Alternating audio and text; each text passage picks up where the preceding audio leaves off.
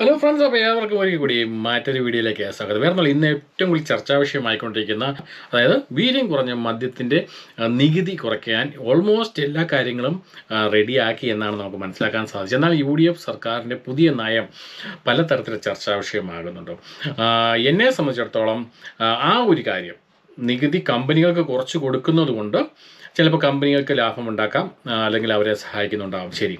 പക്ഷെ അക്കൂടെ ഒരു കാര്യം ചെയ്യാം. ഓക്കെ, അത് ചെയ്യുന്നതുകൊണ്ട് അത് എന്താണ് ഗവൺമെൻറ്റിൻ്റെ ഇഷ്ടം, നമുക്കതിൻ്റെ അതൊന്നും പറയാൻ പറ്റില്ല. കാരണം അത് ഗവൺമെൻറ് അവരുടെ രീതികൾ ഒക്കെ അങ്ങനെയാണല്ലോ, അത് എന്തിലും ആയിക്കോട്ടെ, കുഴപ്പമില്ല.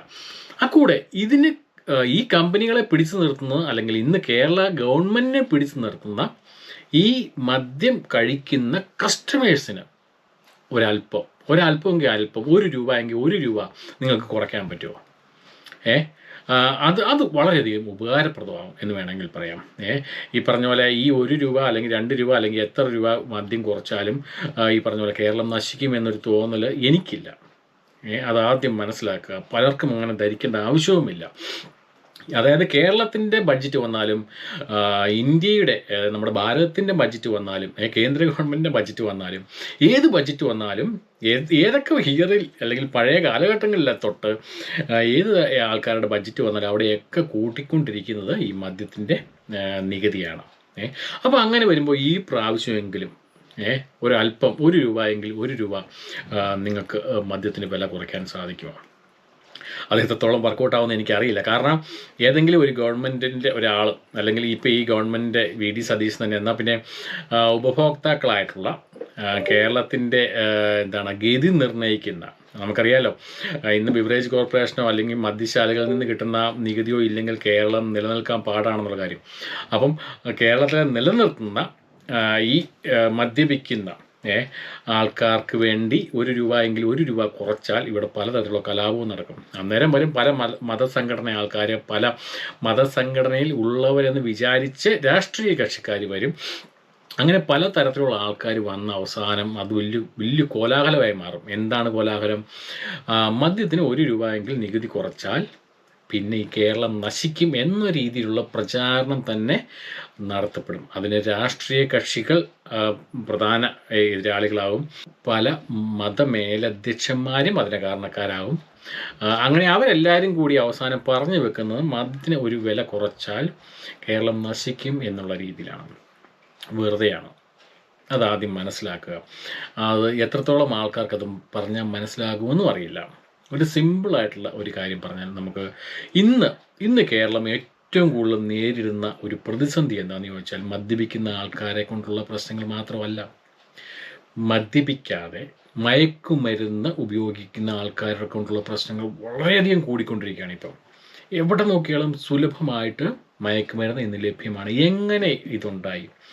എത്ര പേർക്കറിയാം, അല്ലെങ്കിൽ എത്ര പേർ ചിന്തിക്കുന്നുണ്ടോ എന്ന് എനിക്കറിയില്ല.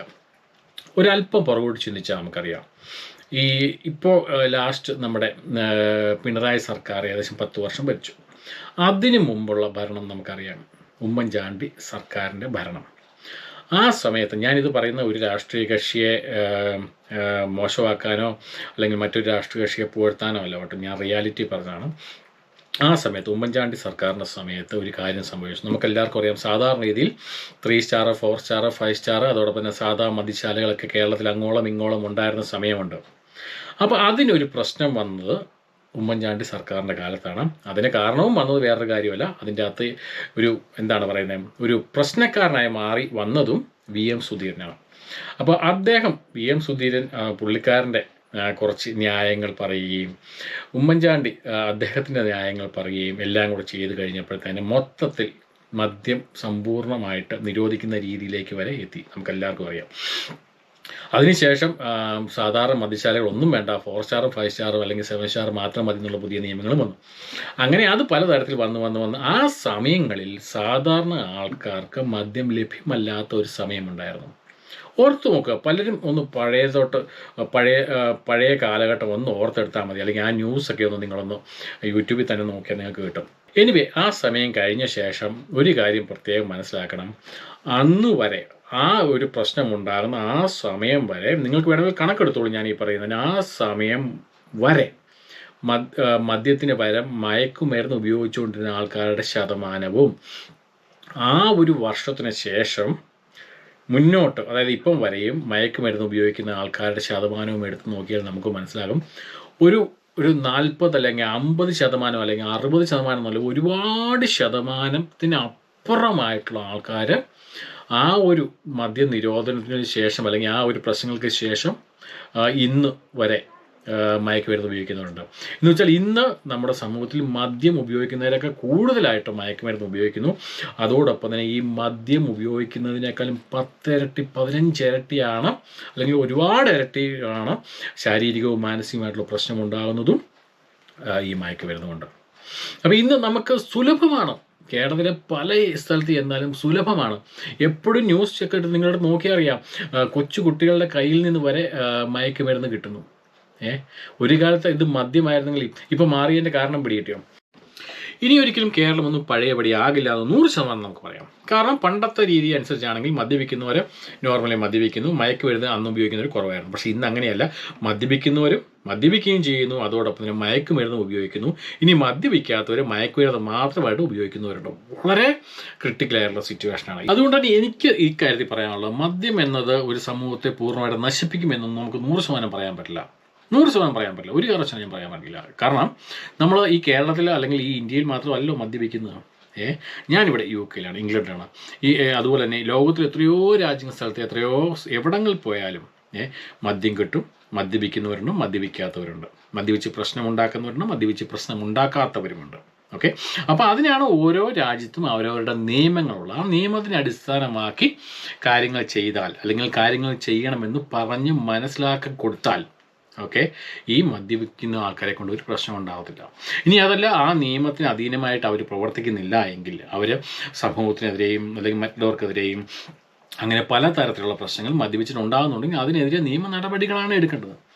അതോടൊപ്പം തന്നെ മദ്യപാനം കുറയ്ക്കണമെങ്കിൽ പലതരത്തിലുള്ള ബോധവൽക്കരണം നടത്തണം, അത് കൂട്ടണം. ഓക്കെ, അങ്ങനെ ആ ബോധവൽക്കരണം കൂട്ടിയാൽ ഈ മദ്യപാനം കുറയും. അങ്ങനെയുള്ള പല കാര്യങ്ങളും നമുക്ക് ചെയ്യാൻ പറ്റും. അതാണ് പ്രാവർത്തികം എന്ന് വേണമെങ്കിൽ പറയാം. അതല്ലാതെ മദ്യപിക്കുന്നവർ എല്ലാം സമൂഹത്തിന് മോശക്കാരാണ്, അല്ലെങ്കിൽ മദ്യപിക്കുന്നവരെല്ലാം സമൂഹം നശിപ്പിക്കും എന്നൊന്നും നമുക്ക് പറയാൻ പറ്റില്ല. ഈ ബോധവൽക്കരണത്തിൻ്റെ ഒരു ഗുണം ഞാൻ റീസെൻ്റ്ലി മനസ്സിലാക്കിയ ഒരു കാര്യം ഞാൻ പറയാം.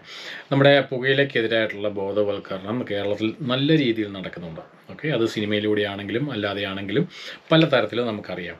അതുകൊണ്ട് തന്നെ ഞാൻ റീസെൻ്റ്ലി അടുത്ത കാലത്ത് ഞാൻ നാട്ടിൽ വന്നിട്ടുണ്ടായിരുന്നു. ഒരു 4-5 തവണ റീസെൻ്റ്ലി നാട്ടിൽ വന്നിട്ടുണ്ട്. അപ്പോൾ ആ സമയത്ത് എനിക്കത് മനസ്സിലാക്കാൻ സാധിച്ചത്, പല കടകളിലും ഇന്ന് പുകയില വിൽപ്പനങ്ങൾ, അതായത് സിഗരറ്റ് വിൽക്കുന്നില്ല. പ്രത്യേകിച്ച് സ്കൂളിൻ്റെ സമീപത്തുള്ളത് വിൽക്കുന്നില്ല. അതോടൊപ്പം തന്നെ അല്ലാത്ത കുറേ കടകളിലും സിഗരറ്റ് വിൽക്കുന്നില്ല. അതോടൊപ്പം തന്നെ അതല്ലാതെ പല കടകളിലും എഴുതി വെച്ചിരിക്കുന്നു സിഗരറ്റ് വലിക്കാൻ പാടില്ല, ഇവിടെ പുകയില നിരോധിത മേഖലയാണ് എന്നൊക്കെ പറഞ്ഞ പലതരത്തിലും ഉണ്ട് കടകളിൽ നമുക്ക് കാണാം. അതോടൊപ്പം തന്നെ പല കടകളിൽ നേരിട്ടല്ലാതെ മേടിക്കാൻ ചെന്നാൽ പോലും കിട്ടാനും ഇല്ല. എന്ന് വെച്ചാൽ അവർ പറയുന്നു ഞങ്ങളിപ്പോൾ വിൽപ്പനയില്ല കേട്ടോ എന്നൊക്കെയുള്ള. അപ്പോൾ അങ്ങനെയൊക്കെയുള്ള കാര്യം കുറേ നാളുകൾക്ക് മുമ്പൊന്നും കേൾക്കാനേ ഇല്ലായിരുന്നു. അപ്പം എന്തുകൊണ്ട് അതുണ്ടായത് ഈ പറഞ്ഞ കടക്കാരുടെ എന്നാൽ ഇന്ന് തൊട്ട് ഞാനങ്ങ് വിൽപ്പന വേണ്ട അതാക്കാം എന്ന് വിചാരിച്ചിട്ടൊന്നുമല്ല. പകരം ഈ കേരളത്തിലുണ്ടായിരുന്ന ഈ പുകയിലക്കെതിരായിട്ടുള്ള ബോധവൽക്കരണത്തിന് ഭാഗമായിട്ടാണ് അതുണ്ടായിരിക്കുന്നത്. അല്ലെങ്കിൽ നിങ്ങൾ തന്നെ ശ്രദ്ധിച്ചോളൂ, നമുക്ക് ഇപ്പോഴത്തെ ഒരു കണക്കെടുത്ത് നോക്കിയാൽ, പഴയ ഒരു 10 വർഷം മുമ്പുണ്ടായിരുന്ന കണക്കും ഇപ്പോഴത്തെ കണക്ക് നോക്കിയാൽ, അതിൽ പുകയില ഉൽപ്പന്നങ്ങൾ ഉപയോഗിക്കുന്ന അല്ലെങ്കിൽ സിഗരറ്റ് വലിക്കുന്ന ആൾക്കാർ ഒരുപാട് ഗണ്യമായിട്ട് നമ്മുടെ നാട്ടിൽ കുറഞ്ഞിട്ടുണ്ട്. അതെങ്ങനെയുണ്ടായി? ഈ ബോധവൽക്കരണം കൊണ്ട് മാത്രമാണ്. സോ അതുകൊണ്ടാണ് ഞാൻ പറയുന്നത്, പുകയില ഉൽപ്പന്നങ്ങളുടെ ആണെങ്കിലും മദ്യത്തിൻ്റെ ആണെങ്കിലും എല്ലാത്തിൻ്റെയും ബോധവൽക്കരണം കൂട്ടുക. അത് കൂട്ടിയാൽ ശരിക്കും നല്ല രീതിയിൽ നമ്മുടെ നാട്ടിലെ മദ്യപാനത്തിൻ്റെ അല്ലെങ്കിൽ അങ്ങനെയുള്ള മയക്കുമരുന്നിൻ്റെ ഒക്കെ ഉപയോഗം കുറയ്ക്കാൻ പറ്റും. അതല്ലാതെ ഓടിപ്പിടിച്ച് ഈ മദ്യം നിരോധിക്കുകയോ അല്ലെങ്കിൽ മദ്യത്തിന് കർക്കശമായ നിയമം കൊണ്ടുവരികയോ ചെയ്തിട്ടൊന്നും ഒരു കാര്യവുമില്ല. നമുക്ക് കൊറോണ സമയത്ത് വ്യക്തമായിട്ട് അറിയാവുന്നതാണ്, മദ്യം കിട്ടാതെ വന്നപ്പോൾ പലരും മരിക്കുകയും സ്വന്തമായിട്ട് വാറ്റുകയും അല്ലെങ്കിൽ അങ്ങനെ ഒരു സിറ്റുവേഷനിലേക്ക് ഉണ്ടായതിൻ്റെ കാരണം മദ്യപിക്കാതെ ഇരിക്കാൻ സാധിക്കാത്ത ആൾക്കാരുണ്ട് നമ്മുടെ കേരളത്തിൽ. അത് മനസ്സിലാക്കണം. ഈ പറഞ്ഞ ഇങ്ങനെ മദ്യപിക്കുന്ന എല്ലാവരും സമൂഹത്തിന് ഒരു ദോഷവും ചെയ്യുന്നവരായിരിക്കണം എന്നില്ല. ഞാൻ എല്ലാവരെയും അല്ല കേട്ടോ ഞാൻ ഇതിൻ്റെ അത് പറഞ്ഞത്. അതിൻ്റെ അകത്ത് സമൂഹത്തിന് ദോഷം ചെയ്യുന്ന ആൾക്കാരുണ്ടെങ്കിൽ അവരെ നിയമത്തിനനുസരിച്ച് അവർക്ക് അതിനുള്ള ശിക്ഷ കൊടുക്കണം. അതാണ് ചെയ്യേണ്ടത്. അതല്ലാതെ ഓടിപ്പടച്ച് മദ്യം നിരോധിക്കുകയോ അല്ലെങ്കിൽ മദ്യത്തിന് മേലുള്ള കാര്യങ്ങൾ അങ്ങനെ ചെയ്യുകയോ ചെയ്താലൊന്നും കേരളത്തെ ജനങ്ങൾ മദ്യപാനം നടത്തില്ല. അത് ചെയ്യണമെങ്കിൽ ഏറ്റവും നല്ല മാർഗം വളരെ സിമ്പിളായിട്ട് പറയുകയാണെങ്കിൽ മാക്സിമം ഇപ്പോൾ ഈ സിഗരറ്റിനെതിരായിട്ട് ഒക്കെ അവബോധം കൊടുക്കുന്ന പോലെ തന്നെയുള്ള നല്ല എഡ്യൂക്കേഷൻ കൊടുക്കണം. ഈ പറഞ്ഞ മദ്യത്തിനെതിരായിട്ടും മയക്കുമരുന്നിനെതിരായിട്ടും എല്ലാ രീതിയിലും അത് ഏതൊക്കെ രീതിയിൽ ചെയ്യാമോ ആ രീതിയിലൊക്കെ ചെയ്ത് കഴിഞ്ഞാൽ വേണമെങ്കിൽ കേരളത്തിലെ മദ്യപാനികളുടെ എണ്ണം നമുക്ക് കുറയ്ക്കാൻ സാധിക്കും. അതല്ലാതെ ഇപ്പോൾ ഈ കാണിക്കുന്ന ഒരു തരത്തിലുള്ള ഗിമ്മിക്സുകൾ കൊണ്ടും ഒരു പ്രയോജനം ഉണ്ടാകത്തില്ല എന്ന് 100% പറയാം.